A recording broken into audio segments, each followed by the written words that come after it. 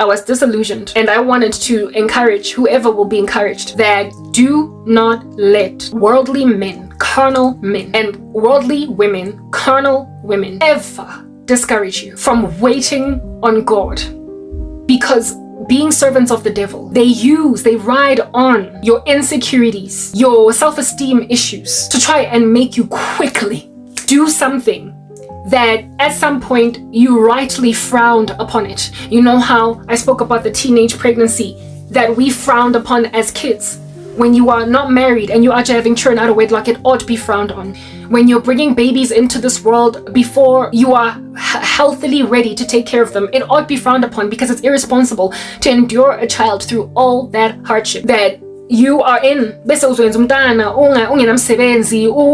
You get my point. Like, there are certain conditions that are right to thrive a baby, and you can't just bring a baby and tell yourself the community, the village is going to raise it when you have not planned properly. It's selfish, and it'll endure that kid through harsh winters that you are going through because you have not sufficiently insulated yourself against them. So the baby is going to be met with those blows. And kids also out of wedlock, you will likely endure them through the tyranny of having siblings that aren't full, like blood brother, blood sister, same mom, same dad. There is a huge risk when you have a child out of wedlock that your daughter or your son is highly likely going to end up in the future with siblings that are not from the same father. It's not always the case. You could end up married to the baby daddy, but the chances of it are significantly reduced when you have a kid out of wedlock. So it is right to frown upon children out of wedlock for reasons that God frowns upon fornication first and foremost, and secondly because God is all about family, and the Lord says one woman, one man, and then kids, family. Like, respect the institution of marriage and respect family enough to not endure children through donkey.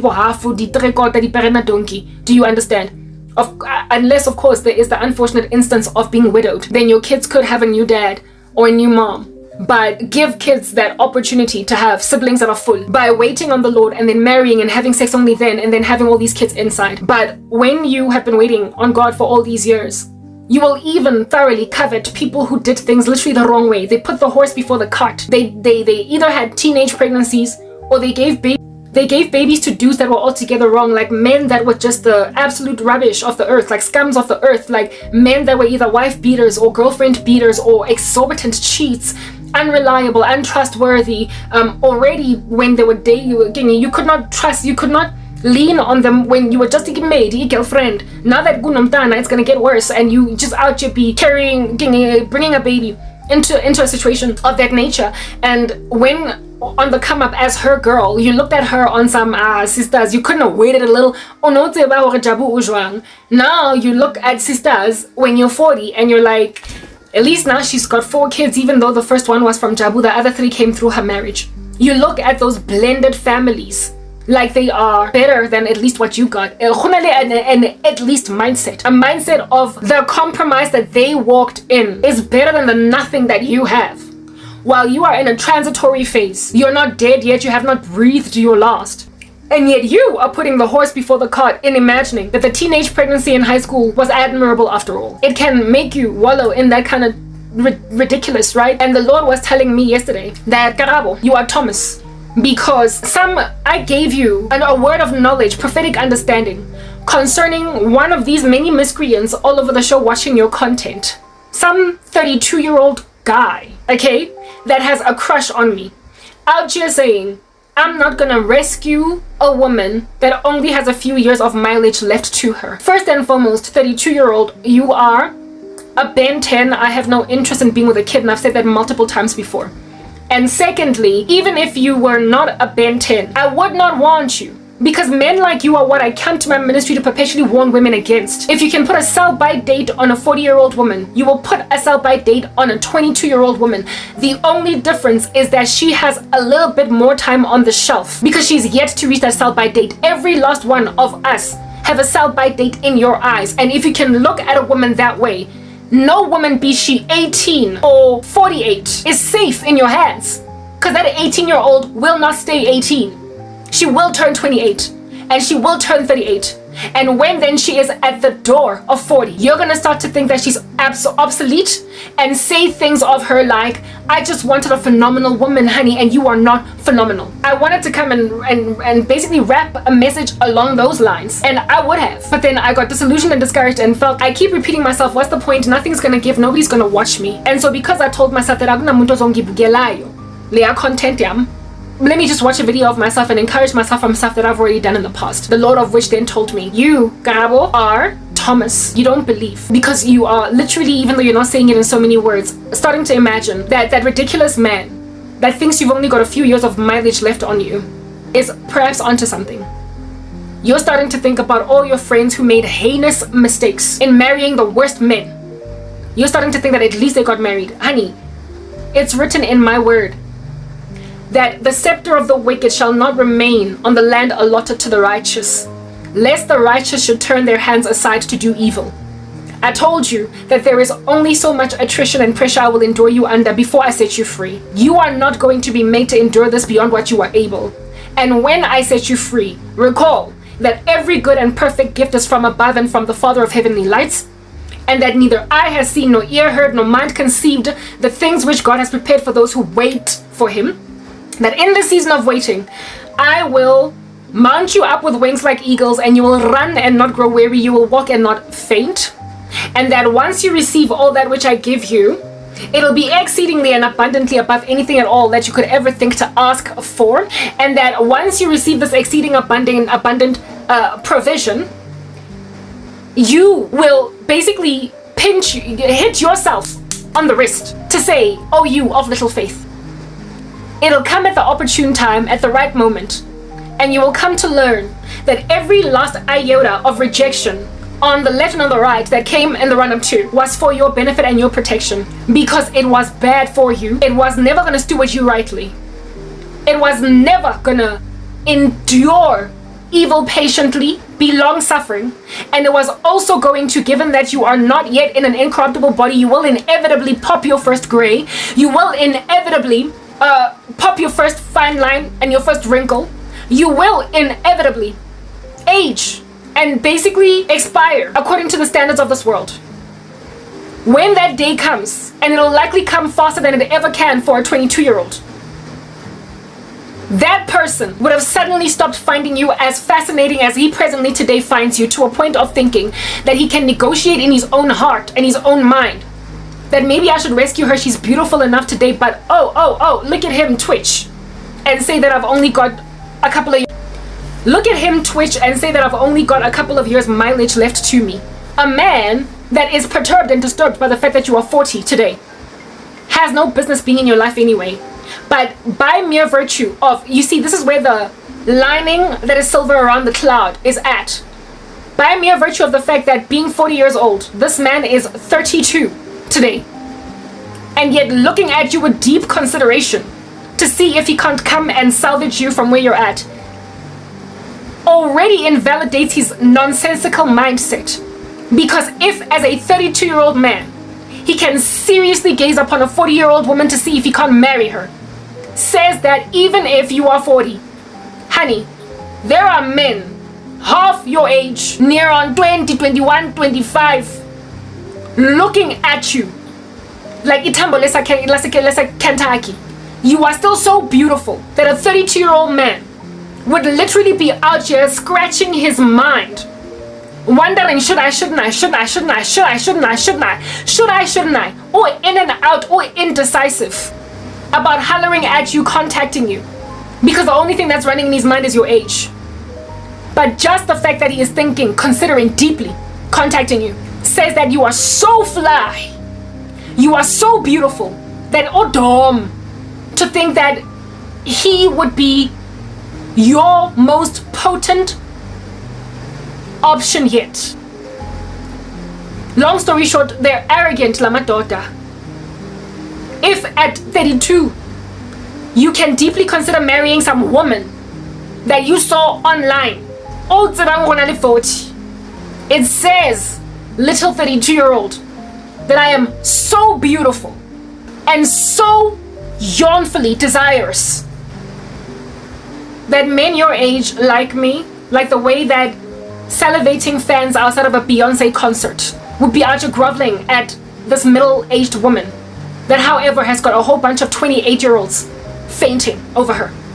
And when then you are that girl that has got 32-year-olds, 28-year-olds, 29-year-olds, 25-year-olds fainting over you, you have no business settling, accommodating, taking in your stride some apprehensive 32-year-old picking away at me like I am Brussels sprouts on the plate of a 7-year-old. What's that? I think the vegetables. Picking away at me like I'm veggies on the plate of a kid. You rather are the one that's not in my league and not the other way around. And you are Nambamjela in the list of potential sweeters that could ever take me up as a bride. Because you are arrogant and nihilistic and you put expiry date tags on women like they're animals. You regard women as on their way out and losing value as they get older. On a planet where everybody, thanks to the fall of Adam and Eve, is guaranteed, if they live to a certain age, to get older, to age, to lose their beauty, and you being among those who will inevitably lose any of your steam. For you to gaze upon a person going through a natural process like aging evidences that no daughter of God ought to take you any kind of seriously, because you are going to frustrate their lives. You're going to frustrate them.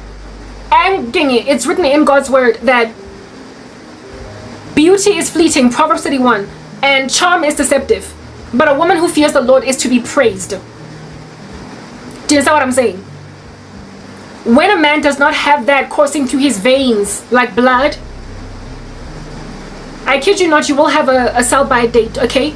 As a woman, you're going to... We age faster than men, and our agedness is less desired in comparison to men, as opposed to men.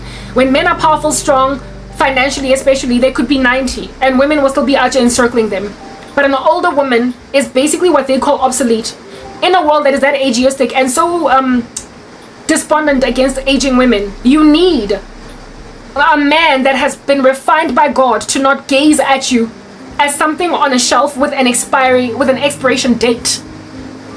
Just the fact that somebody could say, I'm not about to go and rescue, as if though I need rescuing. I told you I don't need rescuing. I am saved by no other but Jesus. And that Messiah is the one that raises up somebody to gaze at me with favor. That individual is then given proxy from Jesus to do a better thing by me. But understand, they're not the primary rescuer. So if you are approved by God, you will know. Because you're not going to come with an attitude, a mindset of umdala lo muntu, she's a geriatric isigogwane, kodwa execute siyababa. So I mean, she would, like, what cars? Marayo, she's only got a few years left on her. Yo, dog. Rejection is God's protection. Indecision is God's protection. Apprehension is God's protection. Iffiness, persnicketyness is God's protection. When you are persnickety and iffy concerning a child of God, when you pick at us, this is the perfect analogy. When you pick at God's sons and God's daughters, like they are Brussels sprouts and broccoli on the plate of a 7-year-old child that wants to just get straight to the meat, you are the thing from which we are being protected. It is your very persnicketyness and your very iffiness and your very apprehension and indecision that is our protection. We, however, unfortunately, as mere mortals, are made of dust. And so because we are made of dust, we flounder. But God has compassion on us. With us being made of dust, we will then be inclined towards insecurity, self-esteem, devastation, and all manner and kinds of self-pity. When people look at us like, you've only got 5 years left to you of steam. I don't want a woman that's out here going to be getting old on me. And ha ke batla ngwana wa B7 or wa B5, she's gonna tell me, ah, baby, but I'm already too old. When you are thinking that way, honey, all that indecision, you pacing the floor, up and down, up and down, up and down, outside of a Christian's life, we need your delay. Because that indecision is the very thing that's going to make a man that the Lord has given gumption and determination overwhelm you. It's like the case of, how can we call it? There was actually a short done on YouTube showing this analogy so very beautifully. You know the story of the tortoise and the hare. The tortoise and the hare. You know how the hare is like real fast, but then it loses the race, while the tortoise is real slow, but then it wins? The thing about the tortoise is the hare is that it sleeps in the middle. And also the thing about the hare is that it's got literally ADD. Attention deficit disorder. Can't make it up its mind. It's indecisive. The hare is persnickety, and the hare is iffy, finicky. The hare is, I've got so many options, I can show. The tortoise knows what it wants, but it's with stealth. It is with steadiness that it arrives. It is with coach, train, as opposed to a flight. So it takes, or even a ship at sea, weeks to come, months even, as opposed to within just mere hours. But when it gets here, it has determined its course because it put coordinates in a GPS. It knew what it wanted. It knew where it was going. It said that I am a coach headed from KwaZulu-Natal to Gauteng. I'm not stopping anywhere in the middle. I'm not determined to take a pit stop, a stop at Pietermaritzburg, or just greet a couple of people in Limpopo. I'm going to Joburg. And it's gonna get to Joburg, and once it gets there, it'll set up camp where it wanted to set up camp because it left already with GPS coordinates having been input into a system. It left a ship using a compass at the port of one country, harbor, determined to go somewhere. Like, you know, a ship and a train are actually ideal to use in this instance as opposed to a car. It's very easy to take detours as a vehicle. You can decide on your way to Sandton from Rodiport, Uguti, you are going to do a detour into Honeydew. Not even Honeydew, let me give another one, like Bel-Air or Oyako Cosmo City, before Tobela to Douglasdale, before you go to Lynn, what do you call this? Before you go to Sunnyside, before you go to wherever it is that you want to go, in Sandton, you can tell yourself that go Cosmo City on your way there. Alright? Because that's just the nature of a car, and that's just the nature of safe terrain when you're traveling on it. That is the nature of a road that has got many options on it. A road that is easy to travel and with limited repercussion or consequence to charting a different direction or taking a different turn. There are few potential hazardous outcomes out of turning left as opposed to right. You know how when you're driving these streets at night and you don't have GPS and you take a strange turn in some, and then you find yourself in some weird green neighborhood with many speed bumps and yield signs and cul-de-sacs all over the show, and you don't know where a guy, and you just keep on going around until finally you find the main road again, and then you're on your way again back to four ways or whatever.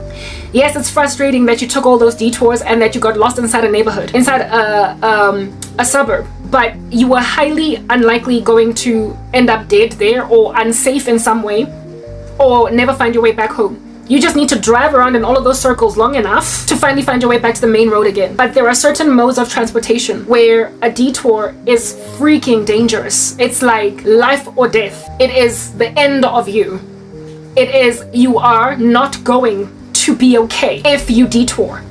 So therefore, when you leave, you can't afford to leave without a compass. You can't afford to leave without very precise GPS assistance that's perpetually attuned to Wi-Fi that can never fail you. Because one wrong turn is petrol. Never mind petrol, but kenye fuel. You see, when you run out of gas in a neighborhood, when you run out of gas in a neighborhood, then more. You can always just call AA to bring you gas, give them your coordinates, or knock on a door, a neighbor, or stop a car, ask, where's the nearest garage? And then they will tell you 5 kilometers, do you mind giving me a lift? And then bring you back to your car. There are many options. You could also just stay there overnight, wait for the sun to rise, and then abandon your car and take a walk asking random pedestrians, where can I find a Total garage? And then you go and you pour petrol and then you're right on your merry way again.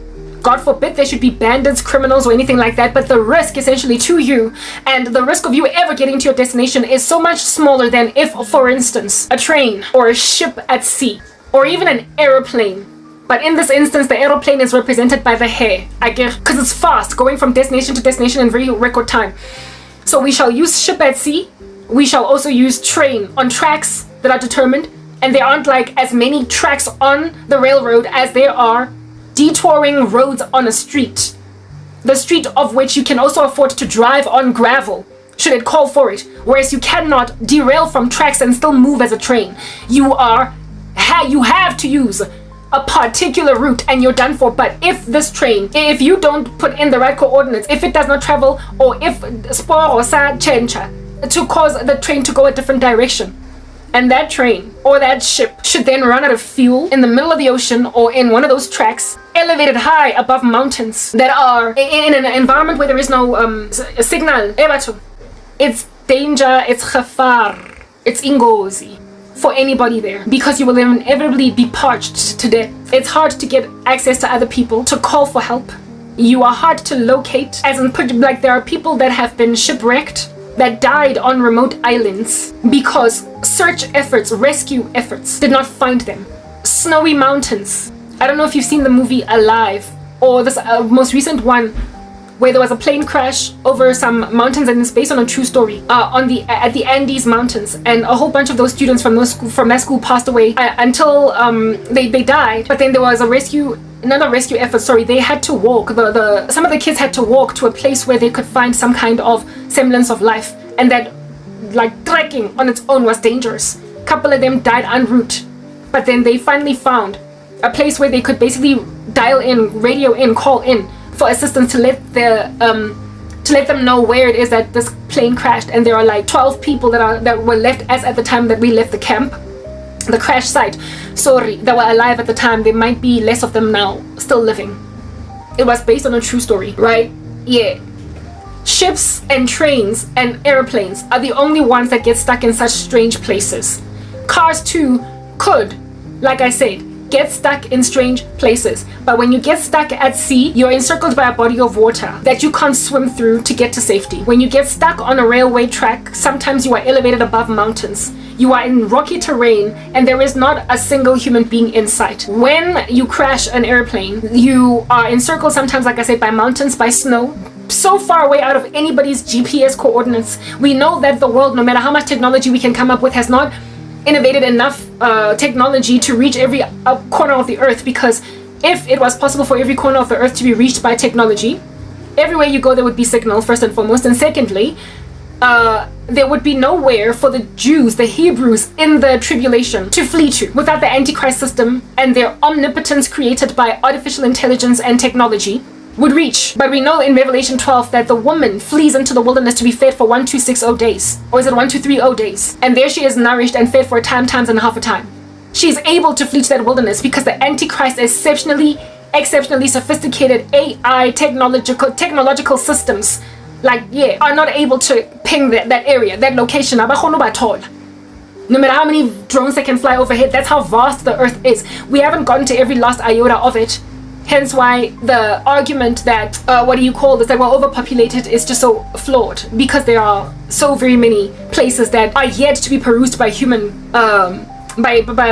traffic and can be built on by human beings, and so thrive entire societies, enough for us to come to a safe conclusion that the earth is not overpopulated. It's just that we're over concentrated in cities, and that's why it looks as if there's too many of us here. But if we scattered a bit more evenly, there'll be way more land even than we can consume in our own individual capacities. The only issue is that we like to clump up with all that claustrophobia with each other, because God did not create man to be alone, and so we have a natural longing for affiliation, and that's why we populate cities. We love to be close to each other, but frankly, there is more than enough space for all of us, more than enough farmland for all of us. Okay, yeah. So with walking, on your feet or with a vehicle, you're on earth, you're on terrain, and so because you're on earth and on terrain, even though you might come out on the other side with violent blisters, you can still walk to safety when your car gets stuck in some strange environment. But you cannot swim to safety, shipwrecked or marooned on an island. You also cannot get out of a train that is Kodi mountains and try and find help easily. So therefore, if a person is using a steady mode of transportation that is slow but efficient, precise in terms of where it's going, like a train or like a ship, we're not going to use an airplane, because in this instance the airplane is represented by the hair. You can trust that once they arrive at their destination, they're not going to be out here changing their minds and indecisive and unsure as to, should I be here, should I go back again to where I come from over another 3-week trip over the Mediterranean? No. A person getting on a ship knows where they're going, and when they get there they take what they want. So Christians are the tortoise in this instance. Christian men of God, know what they want. They have prayed to the Lord for wives. And when they chart the course to search for them, they put GPS coordinates that are godliness. She needs to be pious, love the Lord, this, that, and the other. Not unequal yoking. She must serve the Lord with fervor as I am. Essentially, they go out looking for Rebecca as Abraham's servant over for his son Isaac.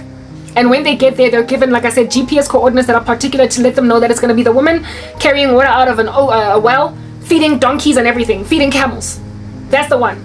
The Lord will give them specific GPS coordinates, and just like Adam waking up in front of Eve, after Eve gets made from his rib, the man of God, when meeting finally his bride, will say, this at last is bone of my bone, flesh of my flesh. He will not linger. He will not, in all of that diabolicalism, be indecisive. He will not decide to go back to Europe from the Americas if he was looking for a woman at the Americas, if we're going to use old school terminology. He is not going to go back home because he didn't find what he's looking for. He is going to chart the course knowing exactly where it is that he must go to dig out what treasure the Lord has showed him to dig out. And when he finds it, he will not be apprehensive or indecisive. So indecision is God's protection. Confusion is God's protection. Apprehension is God's protection. Persnicketyness and iffiness is God's protection. Cowardice is God's protection. Anybody at all that is twarring here and leaving there, they are the hair, because the hair has got ADHD. It's got attention deficit disorder. It's got ADD. And so instead of determining to go from 4 ways to Rodipot or from Rodipot to 4 ways, this individual is going to take a detour in go Bel Air, detour, maybe even go all the way to go and look for a bride. And after 10 years have progressed, he will be like, oh no, but you know what, I did want the one from 4 ways. He will eventually come to 4 ways. Not first before perusing Yonki South Africa. Men of the world have a mindset, there is more where they came from. There is more of them where they came from. They think we're like smarties. What a lot I got, it's smarties. But we all know, according to the according to the scriptures, that the road is narrow that leads to life and only a few people find it. So God's daughters and sons are rare. They're few and far between, hard to come by. And so that's why a man in Christ says he's found a good thing when he's found a wife, because it's literally a feat, a trudging through a forest, however, to go and look for something very particular. Whereas men in the world literally think that you can cast a drag net out, since there are apparently plenty of fish in the ocean, and any one of them he could marry. They believe that. And so there'll always be someone prettier. There'll always be someone with better queen's cakes. There'll always be someone with stronger degrees. There'll always be someone with a better family that would give him better clout and so therefore promotion. There'll always be someone that will enable him to network better. There'll always be someone that will make him that much more of a power couple man than the woman that he's met. So they tend to overlook and underestimate, therefore, perfectly viable women in favor of testing the waters. The sad and disquieting thing about worldly men is that they will literally spin you on the spot, beat you around the bush, waste your time, string you along for years, thinking that they're going to find something out there in the wilderness. The two of y'all then break up because he wasted his merry time. And then, after a year of you being broken up, and say, yo, it's a jungle out there, I guess it was always you. In other words, here, look at this bugger take a tour to Soweto, a detour to Soweto. I have 4 ways. Look at this bugger take a detour, go KwaZulu-Natal. I have 4 ways. Literally, he skipped the province. He went over the borders of Gauteng. Another province to go and find what he already has in Joburg. He will go to Cosmo City. He will go to Bel Air. He will stay go Bel Air inside the neighborhood and just like knock on all the houses there. Realize not quite. Then I go to Cosmo City and then chill on base no dia and jafela go strateng go skontiring for 2 years. And then after it's a jungle out there. Then he will finish reluctantly, trudgingly, the rest of his trip to 4 ways. Alalata his Douglas Dale babe. Alalata his Lone Hill babe. Alalata his Benmore darling. Alalata his Sunning Hill darling. He knew in his heart of hearts that it's that Sunning Hill chick. Mara mototlo zola go Cosmo City Pele, aya Soweto, ablome go Bayers Nadia, go Northumberland, hang out, go the inroads of Bel Air, and then peruse Northgate, Mohopora, Shabele Bioscopo, eat his popcorn, finish it, burp, eat a pizza, and then on that pizza date, on that pizza escapade of his, have a date with some other woman that maybe it's her, because I stay clinical. And then I realized that I'm bora. And then go and squat again with the camping gear on Bayes Nadia. And only has to or maybe I dampilwe ke chere yako ben yako bele abatla go wena, treating you who was always the ride or die, the main, the original, like something that he settled for, something that he eventually took because nothing else gave anywhere. These worldly men will literally make you feel like you're a freaking placeholder. Elore, there was no one better. You were always the one. Marobatla, check out the earth first. When I came to Christ, I sought his face to rescue me from men like these. My ex-boyfriend was one of them. Beat me around the bush, spinning on the spot in circles, and because I was always chilling on Lone Hill. GPS, detour because he was on the road. He could afford to.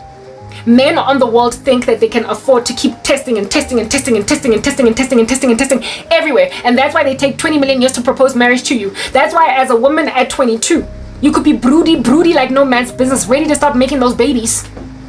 And he will drag you around, beat you around the bush. 10 Okay, my phone suddenly died on me, battery, because I was using a slow charger. But it saved my content, so we're good. I'm on 3% now, so I'm recording risk. Mara, the sooner I get this message out, the better. I trust that the phone is gonna go on. Anyway, I was saying, these guys will literally graduate you from the age of 22 to 26 with you reducing the number of children that you ever wanted. So if you wanted a creche of 10 children, you will literally the same guy reduce those 10 kids to 9, 8, 7, 6, 5, 4, 3 until now just one kid is enough. My ex-boyfriend took a broody girlfriend and spun her around on the spot, wasting her life encircling the same maze for years, the same labyrinth, only for us to break up. He passed me shade for a year and then try to come back. So long story short, they know they gotta go to Lone Hill, they know they gotta go to Douglasdale, they know they gotta go to Sandton somewhere, Sunning Hill, but they will always think that there is somebody else better coming, because just like it's written in God's word, like death and Sheol, the eye of man is never satisfied. Men of the world, habana full stop, habana khotsofatso. They don't have, okay, lana sengfikile,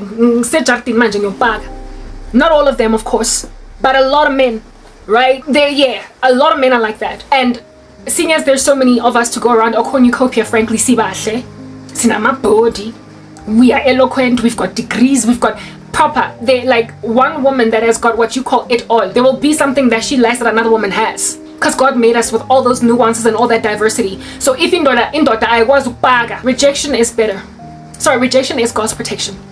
Rejection is God's protection. So that's why you need to wait on the Lord for a godly husband, because God gives them GPS coordinates, like I said, and he puts them likely on a train or a ship. So there is no avenue to look left, right, take a detour. I can't go and visit Ilha de Muerta, and then we'll go to Ilha Cruz, and then if I go Tortuga, like I'm using Pirates of the Caribbean little islands. And when you are going to Tortuga, and then you take a detour on the island of the Pelagostos, that's where they then are to be trying to worship you as Jack Sparrow and then kill you. No sane sailor in his mind is going to go to Ilha Cruz, Ilha de Muerta, what is this, Tortuga, and then end up go, what do you call this, the island of the Pelagostos, survive that feat, and then like Jack Sparrow make his way to port, then make his way to port where it is that Elizabeth was living, and then try to take Elizabeth as a bride when some other man is Elizabeth's husband. Okay, my phone is charging, it's on 44% now. When some other man is Elizabeth's husband. When you are a godly woman, you wait at port, where it is that the Lord has, I guess, situated you, placed you. And this amazing directing God, this amazing leading God of yours will give a man the coordinates to your island, this man of which is not going to waste his resources, given that they are finite, on taking detours to see where else he can find a woman out here in the world. You know, back in the days when it was hard to travel, men just got married, y'all. That's why the age of marriage is now moving from 20s, early 20s, maybe just exiting your teens, to 30s and maybe even 40s. It's because men got cars and they can move from city to city. They can get on an airplane and go marry an American woman chilling in South Africa. Back in the day, you had your neighbor, that's it. Back in the day, you had the women in your church, in your community, in your society, that's it. And so men lacked confusion. Plus, they also did not want to dishonor women. They did not want to go out of their way to have women's virginities. They did like just proper priding themselves and taking a woman's virtue, priding themselves and sleeping with all the girls and making them concubines. They didn't pride themselves in that. If at all you had a schoolboy crush, you waited to be able to afford to umkhipela malobolo, and that's it. You married the girl in your village. And so that's why marriages not only lasted longer, but they were more meaningful, more endearing, with lots more memories shared between the partners in question, with also very limited underestimation of the women in question. Women did not age back in the day with a great deal of sorrow, feeling like they're getting obsolete. They knew that once they were secured in a marriage, men understood that age happens to all of us. And so when you get married at like 21, when you turn 40, 41, your husband is not going to actually be looking at you as something that has got just a few more years left of mileage on her. So I guess the age of information and moving all over the show, knowledge boom, messed up the prospects of women, because society, being as ageistic as it always has been, is more so taxing on women. It's more so taxing on women, and so more so than ought women in 2025 give their lives to Christ. We live in a debauched society, a sexual revolution, where no longer do men also value virtue, chastity, virginity. No longer do they value it. So, I mean, more so do you need direction to be tapered down in a man. Goodness, there is this wonderful gentleman. I wish I could tell you of him on YouTube, that I watched the shorts of. I've become besotted with him, but you know me, I'll just subscribe to a person, and then I'll come here and tell you about him or her, and I won't be able to tell you who they are, Shem. But anyway, a young man from America, right? I think he's American. I'm actually making an assumption. He could be English or South African or Australian. I just assume he's American because most of these content creators are American. Anyway, that I click on, maybe he's not American. Maybe he's not, because he doesn't speak. He doesn't speak in his videos. He doesn't speak.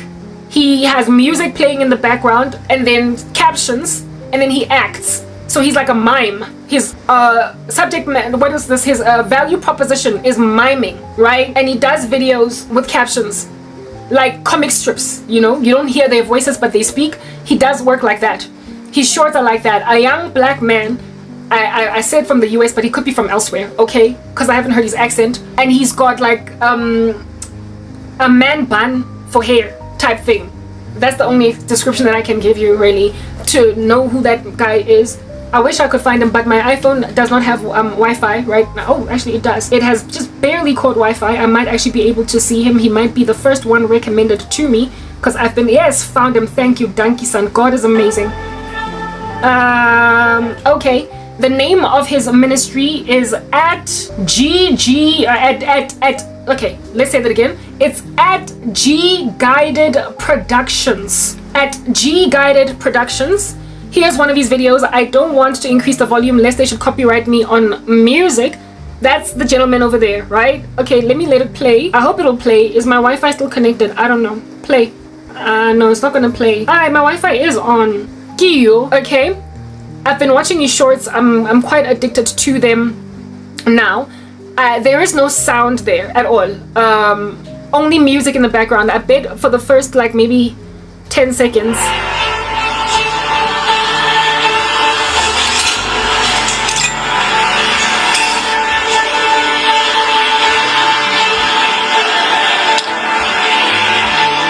Winner is chances forgiving the unforgivable.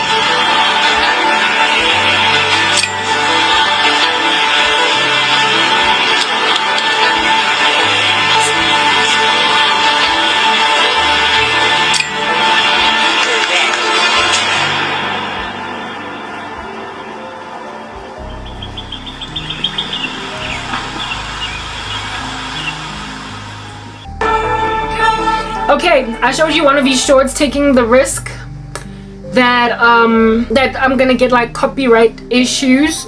Here's another one that's just popped up. Here's another one of these videos that has just popped up. I'm gonna make you watch it too. I just refreshed my page. I never watched porn. I wish I still didn't struggle with it. I wish I could just rest. To just be without having to carry the weight of the world on my shoulders. To just Okay, now that I listened to this video, I think he's American. I don't think this is his voice though. I don't think this is his voice, but his whole entire ministry. I don't want sounds. I don't want people copywriting me for using their content. But the first few videos of this guy, this one is new. It might be his own narration, voiceover, but largely he doesn't speak like at all. So based on the accent, I can now safely conclude that he is American. Mara, this guy, right? I just wanted to help you understand something. Okay, I've just refreshed. And yeah, okay, this one is perfect. Because in Habubi, I don't think he talks at all. That's if I still have Wi-Fi. I don't know. Yeah.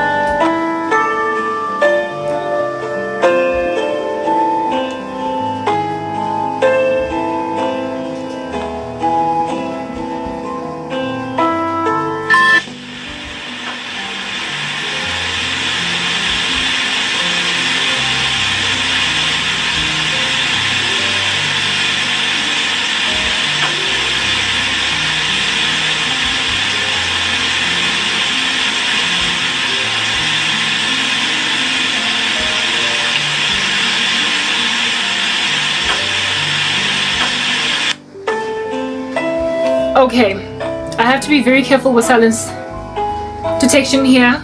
Okay, if you couldn't read that, you don't have to be able to read it on my computer. Just go to his content. I would recommend him highly. But the name of his ministry is at G Guided Productions. I would imagine the G stands for God. At G Guided Productions, all one word, no spaces. This is a young man in Christ, and I'm very edified by his shorts. I don't know how old he is, but that's irrelevant because just based on this look here, you seeing him over here, right, tells me that he is no older than 30. I don't think he's older than 30. He looks like he's in his 20s, right? So that is basically a young man that apparently allegedly should be sowing his royal. I know that he's in his 20s, because some of his shorts, he speaks about temptation to go to parties and stuff. I would imagine there's no man in their 30s actually still going to parties and pressurizing other little men to go to parties. Like, are you still in the party scene after 30? Whatever, okay. Men in the world, that's another issue. Under 35, you will still be dealing with Muntu coming home drunk at 11, 12, 1 a.m. Sorry, Joe. Still literally buying for cover charge, paying for 5 women to go in the club. In his 30s and 40s, like, I can't, like, proper. They're dangerous to be with these guys. They are unreliable and they are heartbreaking. Heartbreaking. Do you understand? So really, rejection is God's protection. This young gentleman that is likely, highly likely in his 30s, not 30s, sorry, but 20s, okay? First and foremost, look at him, okay? Very good looking guy. He's extremely handsome, basically that which would be, or he which would be the tantamount of all the ladies are throwing themselves at him. This is the kind of guy that if he was to walk around in these streets and be your colleague in the office or in school, be your classmate, you would probably be spazzing over him, crushing hard knock, right? And yet, his focus on what he wants, that is what is dreamy. Do you understand? He has done so many shorts speaking about addiction to porn. The first one that you actually listen to right now, he was speaking about pornography and how it is that, why do I keep going back? God, please help me overcome porn. How many men in the world are actively trying to walk away from porn? Well, how many men feel grieved by watching porn? How many men in the world think that it is a problem to watch porn? How many men in the world are ashamed of it, are shrouded by it as like with a log on their heads that they must get rid of? No, they glory in it. It's written in God's word that their God is their belly and they glory in shame. Only go listen or watch. Don't. I would encourage you to go watch it because it's licentious. But back in the day when I used to watch 2.5 Men, like, that's just the climate of worldly men. No matter about even when they're in the middle age, they will fry you and they will also encourage young boys to do rubbish.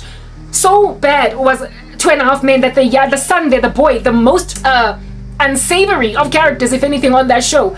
In real life, he gave his life to Jesus Christ and quit the show because that show did not represent the things of God. The 2.5 Men, the half a man in 2.5 Men, gave his life to Christ and abandoned the show. He left the show. But literally that 2.5 Men phenomenon is what happens with worldly men when they're in their midlife. They are still messing with prostitutes, many women, The more money they make, the more crazy they become. And pornography is easily exchanged at dinner parties, at brides. It's spoken of like it's nothing. They exchange DVDs. They send each other links of such stuff. And so therefore mess up with your sex life as a wife, where they're going to be expecting you to pull the stunts and the tricks of the porn star lady. That's how things in this world goes. Godly men, however, not only strive against porn, when they do watch it, when they slip into that sin, they are grieved by it. They are ashamed. It is something that they do behind closed doors. They don't glory in it. And they are disciplined for walking in it. They are disquieted by not evangelizing their friends who are carnal and worldly. They keep on getting whipped back into shape. They are tempted in all ways by worldly women who, if you look like this and if you have this kind of resolve as a man, will throw themselves at you. Because if there's anything that women want, it is stability. And godly men are stable in ways that make them exceptionally endearing to even worldly women, because of how flaccid, fluffy, and all over the show worldly men are, and so therefore untrustworthy. Worldly women would choose godly men fast and furious above worldly men because they are more guaranteed to, likely more guaranteed to get married. Not only that, not have to deal with infidelity. Mara, a godly man, will reject a worldly woman for the reasons that she is ungodly. He once did a short speaking about Delilah, speaking about a woman. Like his skit was him having a conversation with God and him being like, but God, she's beautiful, and besides I can save her for you. This woman is a worldly woman, but I can save her for you. She's not going to tear me away from you. And the Lord is like, no, don't be with her, don't be unequally yoked with unbelievers. And then later on the skit moves on to show him basically being Samson. His hair is cut and he used his own hair because he's got some hair in real life, right? And he's like this. He basically compared himself typologically to Samson, that he allowed the stealthy, worming in of a woman, thinking that that woman is not going to do anything to him. If anything, she's going to strengthen him. He's going to strengthen her in Christ. And then he ends up being like Samson, his hair cut, strength taken. And then another one he did where he was again speaking about being with a worldly woman and saying, no, my God, she's beautiful, I'll save her for you. And then he showed himself being Solomon, in that his heart was turned away from God. He was made to be cold to the things of God, and allowed himself to put up Ashereth poles in all of Israel in service to his wives, his many wives, and then get involved in a whole bunch of esoteric, crazy, satanic nonsense, just like Solomon did. This gentleman does stuff like that, right? This young man. And when the reason why I love his content is because he is an encouragement to me, that in the midst of all of this affliction of my person by worldly men who are attracted to my beauty, they're attracted to my physical appearance, they're attracted to my personality, whatever, they nonetheless are ungodly, and so are tended or inclined towards ungodly thought, like thinking that she's pretty, but my goodness, she's 40. Top of that, there is no allotting of a grandiose amount of value to piety. There is no awarding of a grand amount of value to godliness. Like, I want godliness as something that is so incredibly rare and worth a while to pursue that they would quickly pounce on it. Like, that they would quickly just grab it. Like, when a man does not see that you are something that could quickly just get taken off the market and that you are highly unlikely going to be happened upon again or anything like you, when he doesn't see that kind of value in you, when he rejects you, walks right by you, glides right by your nose, understand that that rejection was God's protection. Because godly men struggle with beautiful women that are very incredibly seductive, who, however, are not godly. I guess if you're seductive, you're not godly now, are you? They're not godly. And their temptation isn't that they're beautiful, though. Maybe I could reach her for Christ. But understand that if a godly man were to be given precise GPS coordinates to find a godly woman, it will not be her beauty that draws him. It will not be her beauty, that her hips, her personality, whatnot, that draws him. It's going to be the difficulty to find bone of his bone, flesh of his flesh, that will make him understand that this here is few and far between, sparsely scattered, not easily happened upon. It's not just being handed out like pamphlets at a mall, flyers. It is rare, hard to come by. And when you meet it, do not waste time, because there are plenty of godly men in these streets struggling to meet this woman, because everywhere they go they're tempted by gorgeous but very unseemly women. Gorgeous, beautiful, charming, but they don't love God. And the same fears that we have about worldly men. He is not going to love me appropriately. He will perpetually wear or harbor certain sentiments, blah blah blah, what a fish paste. Yeah, they also have similar fears about worldly women concerning submission. They have fears about worldly women concerning like nakedness, nudity, lack of modesty, not respecting a man's authority in the house, like a waywardness about them, just a very strong feministic edge in them that is extremely what is taxing to men. But worldly men cannot explain the importance of submission to a godly woman, to an ungodly woman, until they get it. Like, because they are all at odds with each other, they're always butting heads, balwantana, and they are therefore creating a lot of misogyny and a lot of misandry each. They hate each other because they have denied their roles before a holy God. They are fighting their very nature, and so they are at odds with each other.